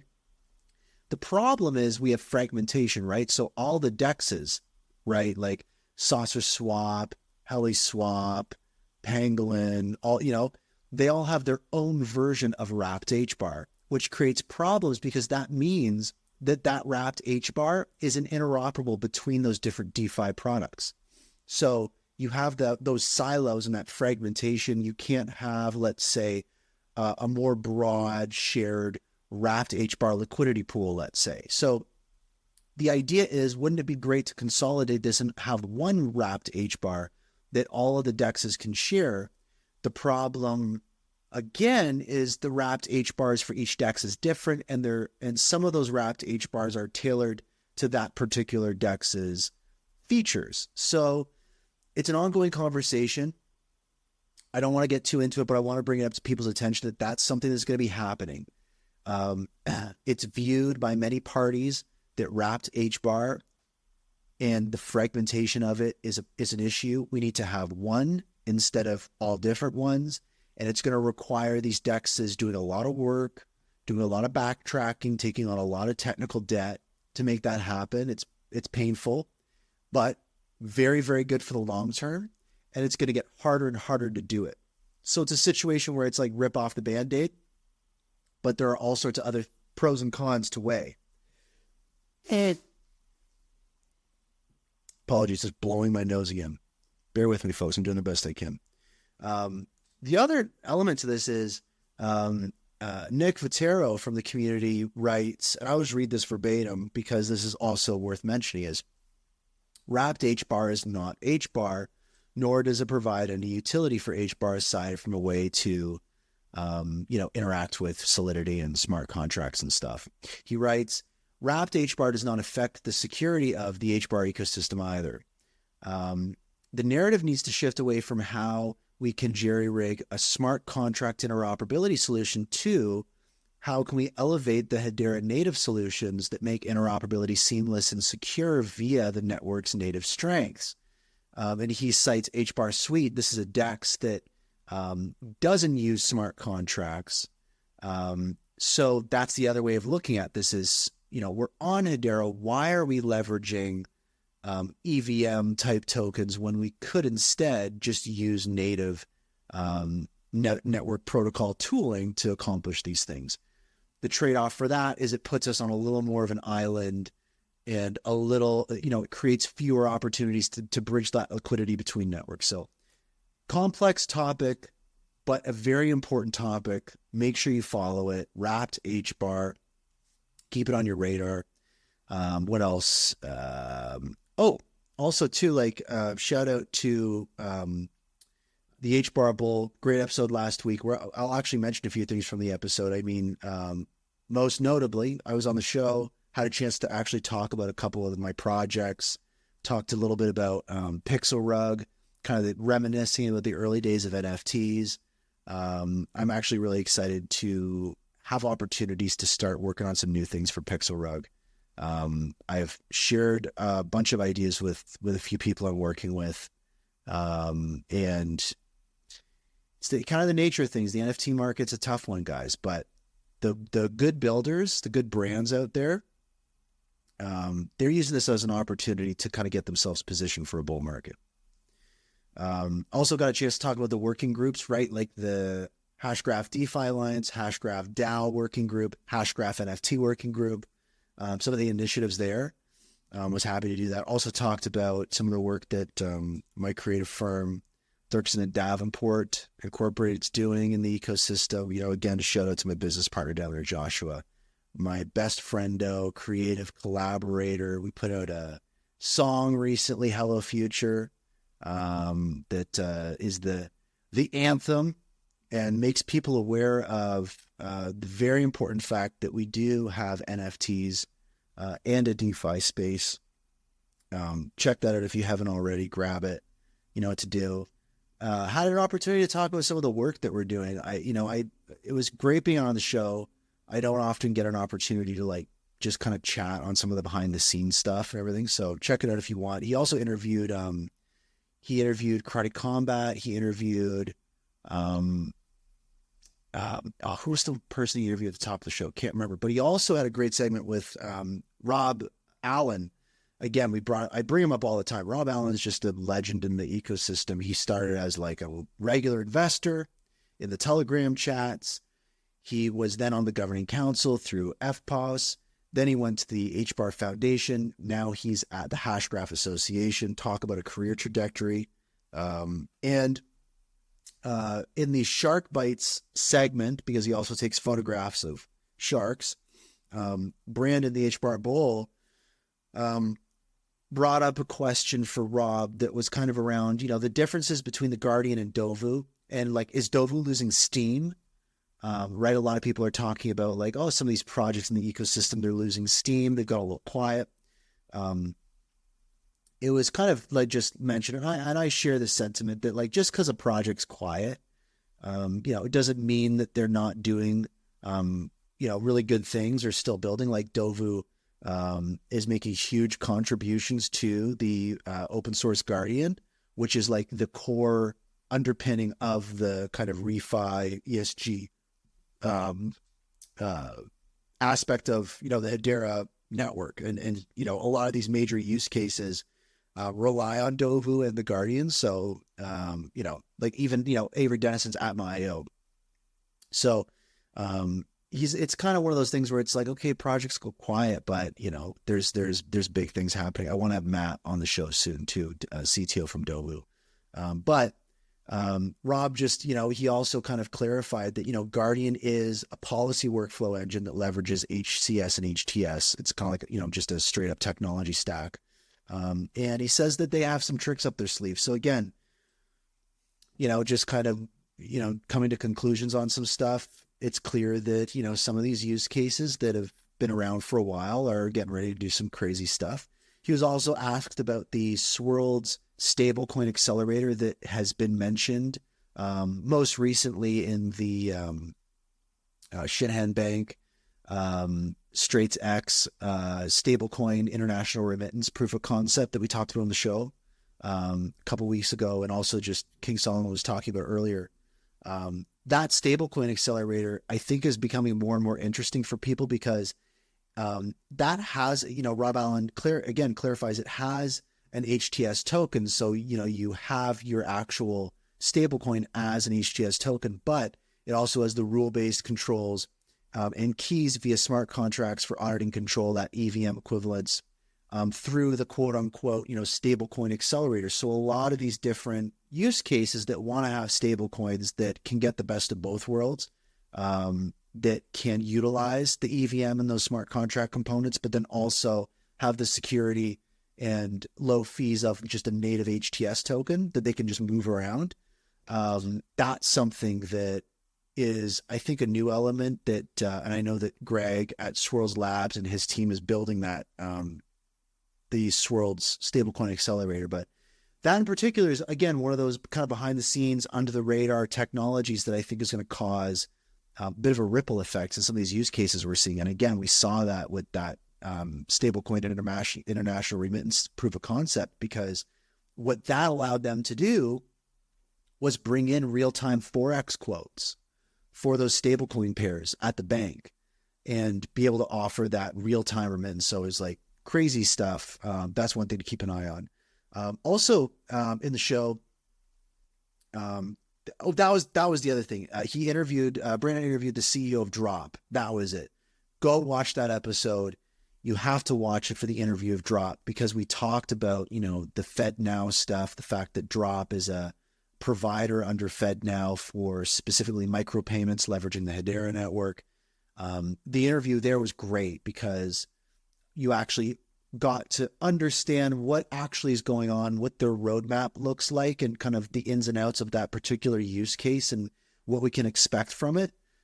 More specifically, the fact that there will be, actual, transactions running through Drop on the Hedera network that are going to be interacting with the FedNow government system, so that in the US. So that's kind of crazy. And, great episode. Go watch that HBAR Bull episode from Friday. It's a good one.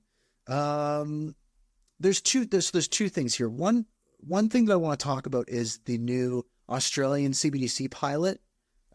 This was a PDF. It's like a 50-page PDF that was published. Lots of interesting elements to this.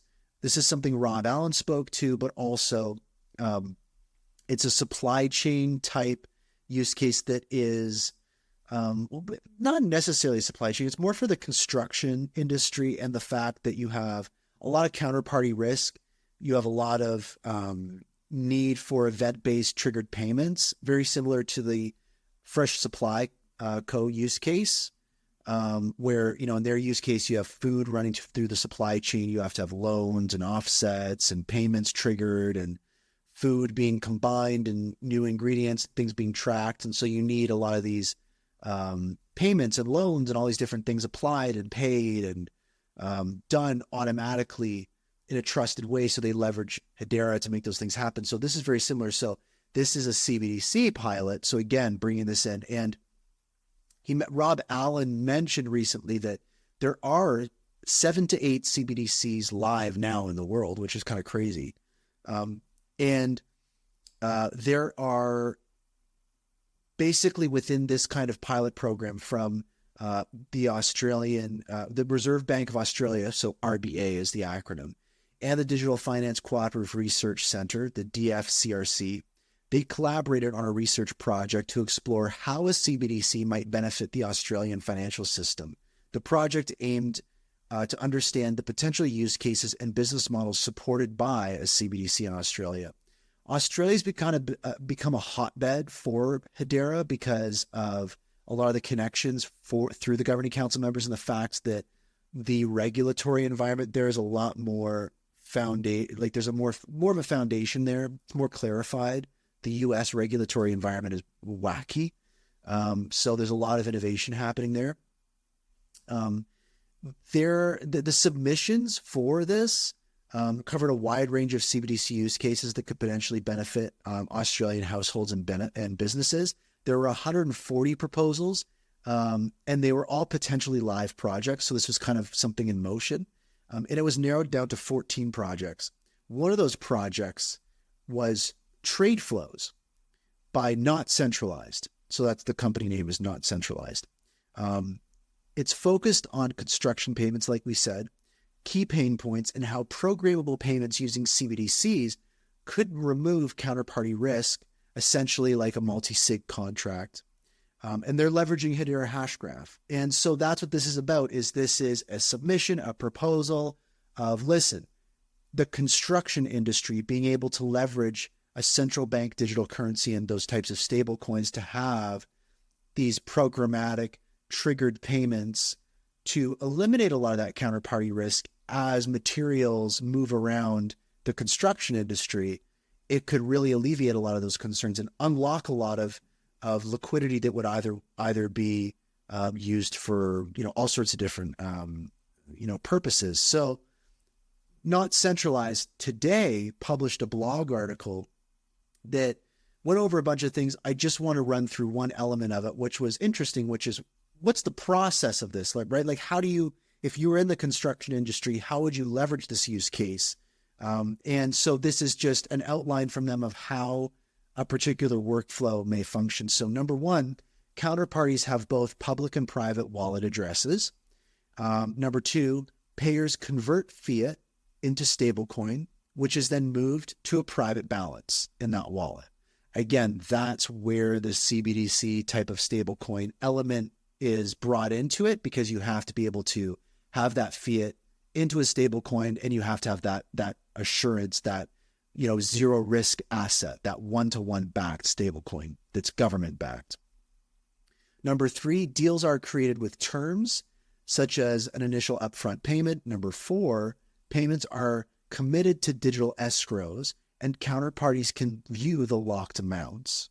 Number five, once the work is completed, funds can be transferred to private balances. And number six, the entire contract amount can be transferred out once all conditions are met. So again, this is very similar to FSCO's use case with those programmable triggered payment mechanisms and workflows. But this is for the construction industry in the Australian market, exciting FSCOs in the New Zealand market. So it's clear, a lot of this innovation is not happening in the US because of the regulatory environment.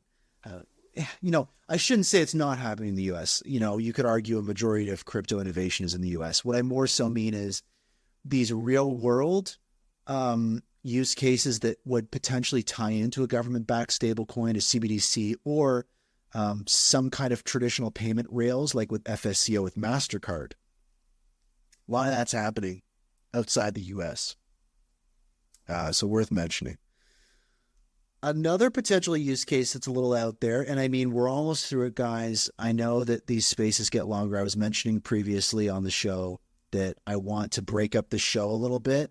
I want to have this show in particular be news and rumors only.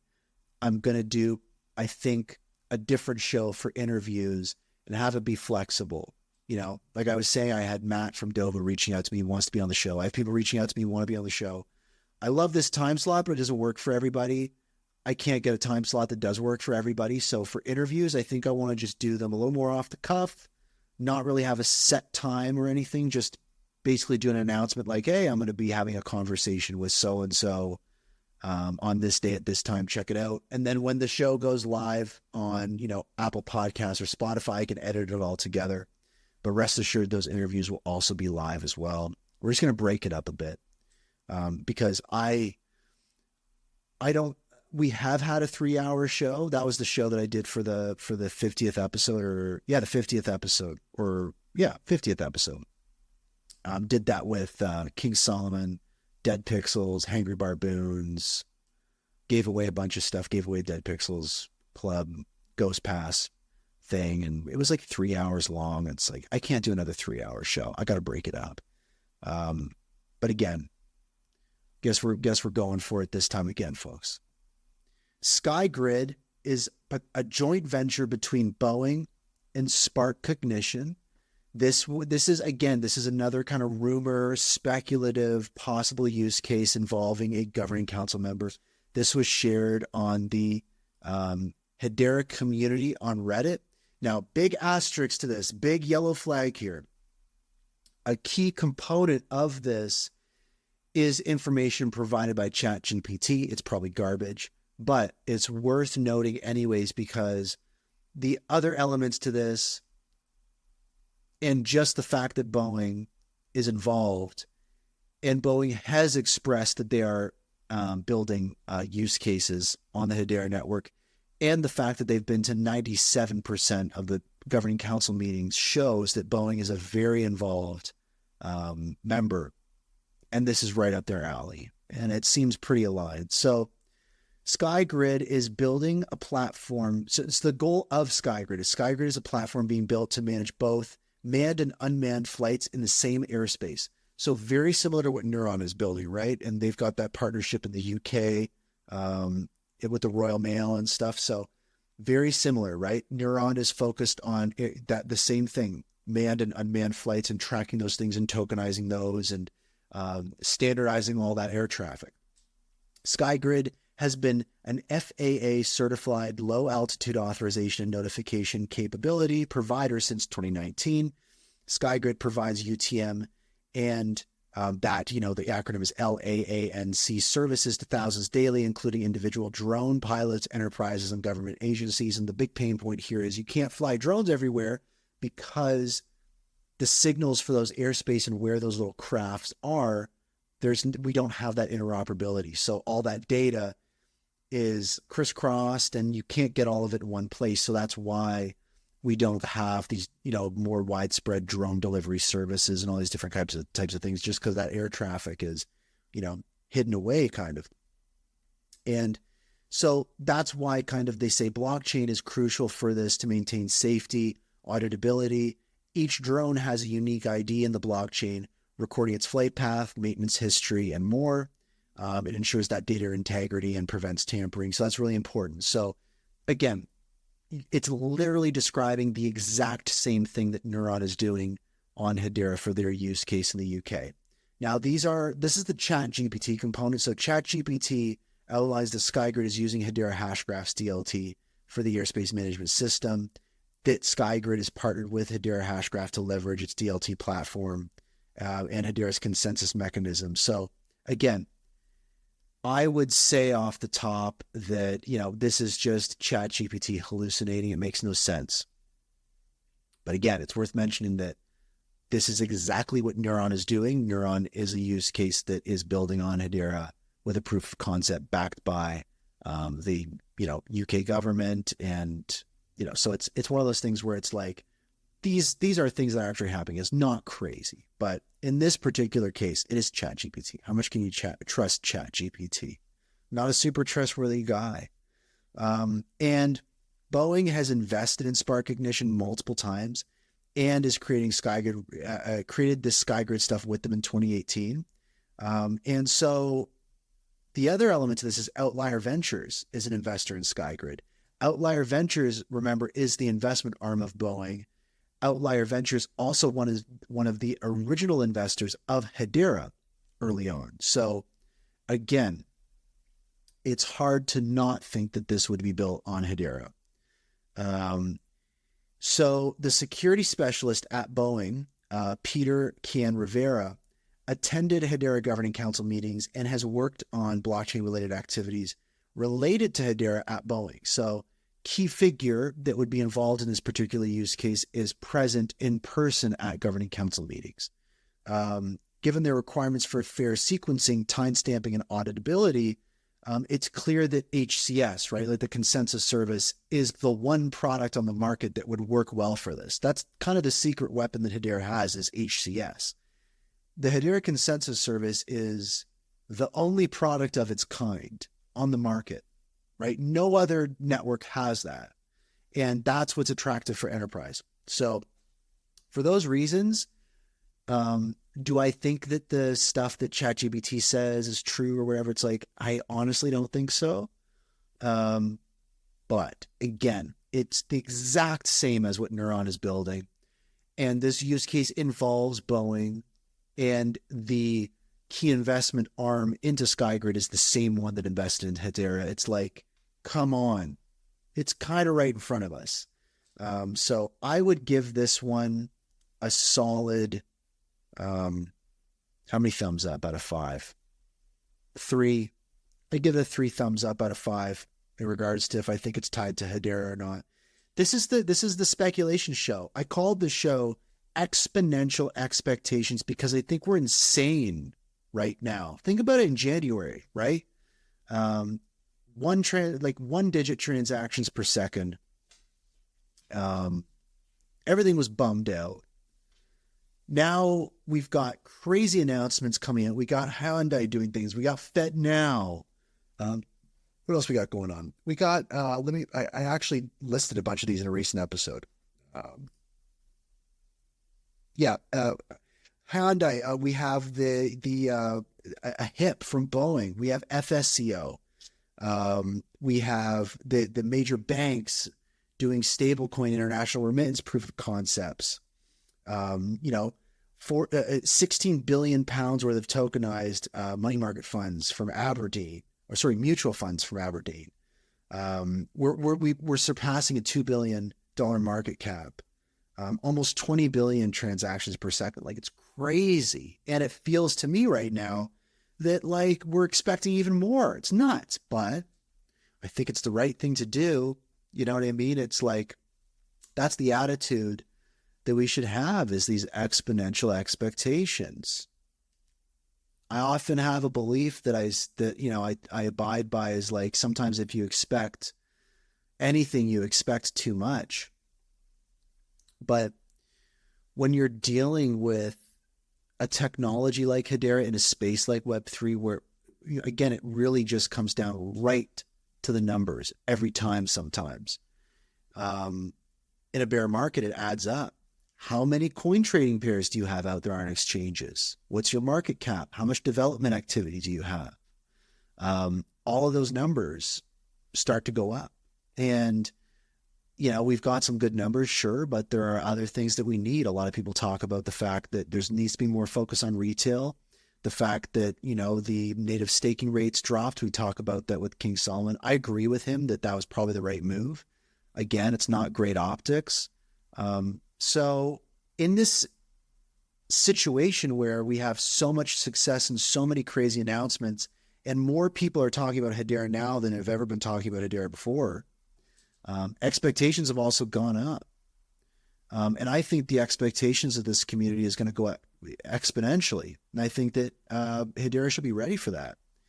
Because, if the rubber meets the road and we have some big announcements happening, you're going to want to keep that momentum, right? Imagine if Hedera has a crazy announcement, right? Imagine if for some reason that, they announce Microsoft as a governing council member.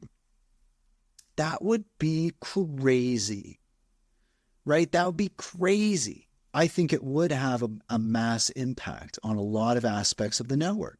I think it also would shoot up a lot of people's expectations. It would flip Hedera into a very speculative asset class. And what do you do after that? Right? Is Hedera as a governing council in tune with that enough? Do they understand that you have to keep up that kind of crazy momentum? I don't know. Is it going to be a situation where you just have in a bear market, you have a crazy announcement like that, you have a big spike and then it kind of tapers off and putters out?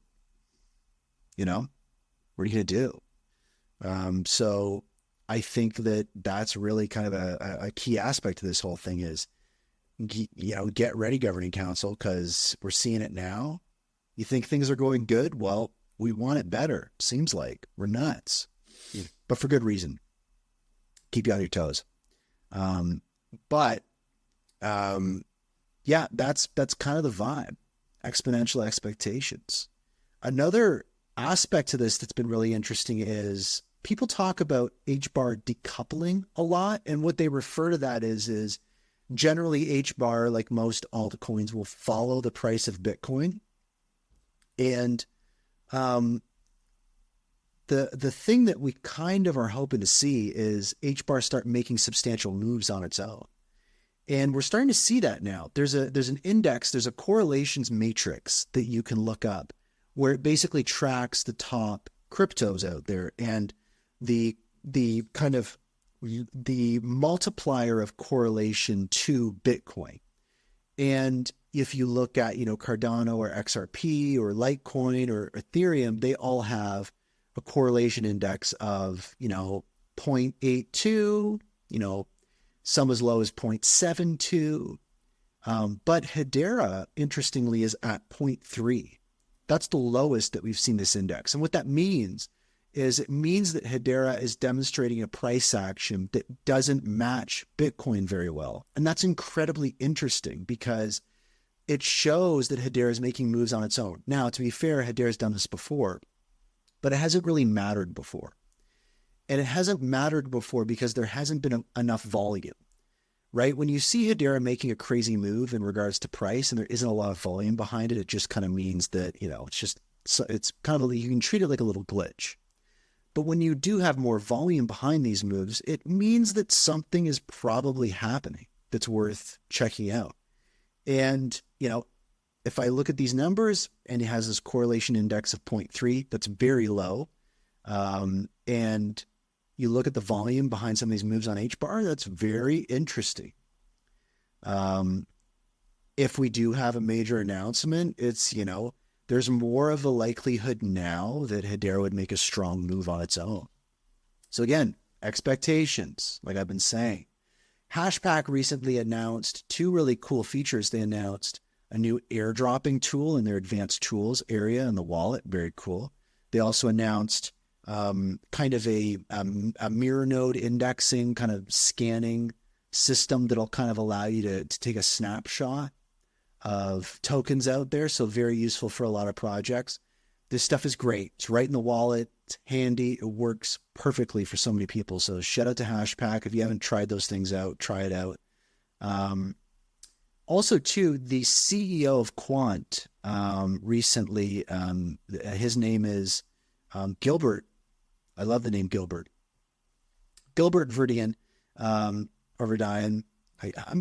I'm so genuinely bad at pronouncing things on the show. I was referring to for the longest time MTech. I was referring to MTech as EMTech. It literally took the CEO to correct me when I had Carmel on the show. That's how bad it is, guys. So the CEO of Quant said, quote, if you want to do something fast, you don't use Bitcoin, you use Hedera. And this is on video. This is on an interview for a news show at a conference. And it's clear that, Hedera has found its space in the market. And other networks are, recognizing the competitive advantages that Hedera has, especially HCS as an enterprise service. And, some of these aspects of Hedera don't necessarily compete in these other arenas, specifically Quant. And kind of cool, Quant CEO is saying, again, if you want to do something fast, don't use Bitcoin, use Hedera. And that's kind of the vibe that I love to see. We see Manson Lehman do this sometimes, and even Hedera folks, there are networks out there that do some things better than Hedera. I mentioned this on the HBAR Foundation spaces I was on the panel for recently. It's like, that's just a reality that we, people in Hedera that are, self, described maxis. It's like, the reality is there are some networks out there that do some things better than Hedera. That's just a factual statement. And, that's just the world we live in. So it's good to see this kind of stuff. I dig it. Shout out. Shout out, Gilbert. We appreciate you. We chatted about that already. Oh, also too, TYMLEZ, ESG use case, and also a project leveraging the Hedera Guardian. As we've seen the testnet, as we've said, humming along at 13,000 transactions per second, TYMLEZ is minting NFTs of all sorts of different kinds, from renewable energy certificates, guarantees of origin, all sorts of different tokenized aspects and entities that flow through that policy workflow engine and tech stack of the Guardian. That stuff is live and it's going through the testnet, and there's things happening. So I would keep an eye on TYMLEZ right now. Again, they also announced a partnership recently with Dovu and all these different types of things. So keep an eye on TYMLEZ specifically. Wow, guys. And with that, another week behind us and another week ahead. Before I share my quick final thoughts for the week, a huge shout out to everyone listening live on Spaces right now. Another shout out to everyone listening to the recording on Apple Podcasts, Spotify, YouTube, and an extra shout out to all the supporters of the show. The contributions mean so much. Also, thanks to King Solomon for stopping by earlier. Really great insights in regards to just DeFi, accessibility issues that Hedera has. And make sure to check out his interview with Mance Harmon, co-founder of Hedera Swirlds, tomorrow live on Spaces, 4 p.m. Eastern. Check it out. It's going to be a good one. He shared some of the questions he's going to ask Mance. I said to him, like, can we find out if Mance has any ideas of who the governing council member could be? He's probably not going to say that. He's probably going to be mad if he asks him, but we'll find out anyways. And yeah, I mean, exponential expectations, that's kind of where we're at. We're in a bear market. People are getting rowdy. People are getting hungry. Exciting things are happening in the space. Hedera is in a unique position. Hedera is geared towards enterprise. As the crypto market, is in a bear, as the development and stuff and things kind of go a little more behind the scenes and things quiet down a little bit, VC money is nicely and safely tucked away in their money market funds, and they're not really putting too much capital out. Although I have seen a couple people in the VC community on X recently doing some posts that a few funds are kind of waking up a little bit and some interesting things are happening. I've seen Paul Graham tweeting a little more, so who knows what's going to be happening on that front. But things just kind of seem boring. I mean, NFT liquidity is down on Ethereum and all the other networks. DeGods kind of bum people out. It's just kind of a bummer vibe out there, and people are looking for stuff. And because Hedera is geared towards enterprise, we got a lot of exciting things happening right now. We have a lot of crazy announcements, right? So here's Hedera, doing these crazy announcements contrasted by kind of a bear market lull at the bottom, boring vibe. So Hedera is kind of sticking out. And I think that it's creating a lot of expectations. I think that hopefully we have more news coming out. I think we're overdue for a governing council member. I think that may be an exciting one. We've been told that in the next 6 months, we're going to have a lot of new transactions moving through the network. We've got a spike in account creation. All these crazy things are happening. I think people's expectations are just going to keep growing as well. So this is a message. I'm now speaking to the governing council of Hedera. Prepare yourselves. Understand that when you do anything exciting, we're going to expect more and more and more. Don't let us down. Keep it exciting. Keep the wheels spinning. Don't do this thing where you just promise something that doesn't happen, or it takes forever, or tell us to be patient. Don't do that to us. Do something exciting. Have something else planned. Don't just follow Sony and then don't say anything. Please, you've already taken away our staking rewards. Please do something exciting. And that's a wrap for the Hashgraph Enthusiast News and Rumours Show, episode 89. Exponential Expectations, broadcast live on Spaces every Sunday at 7 p.m. Eastern, 4 p.m. Pacific, and made available on all major podcast platforms. The following Monday, quick reminder, I'm going to be doing some crazy stuff with the show. I don't think I'm going to be doing interviews anymore on Sundays. It's too much. I have too much to talk about already. I'll be doing interviews at other times. So follow and get ready. I have no idea what it's going to look like. My first one will probably be Matt, the CTO, the Chief Technical Officer from Dovu. Dova's doing crazy things. They're doing a new token. They're getting rid of their old one. They're increasing the supply by 10 times. Everyone is a little bit confused. A lot of things are happening. There's many things going on. I want to know what's happening. I want to speak to the man himself. So I'll get that sorted. I'll get a conversation going with him, and I'll let you guys know when that's happening. If you'd like to become a supporter of the show, you can send an HBAR contribution to enthusiast.hbar using your Hedera wallet, and the show's full Hedera address is in the podcast show notes, YouTube description, the mega thread up above in the Jumbotron. Get all the info you need about the show at itsbrandond.com/HBAR.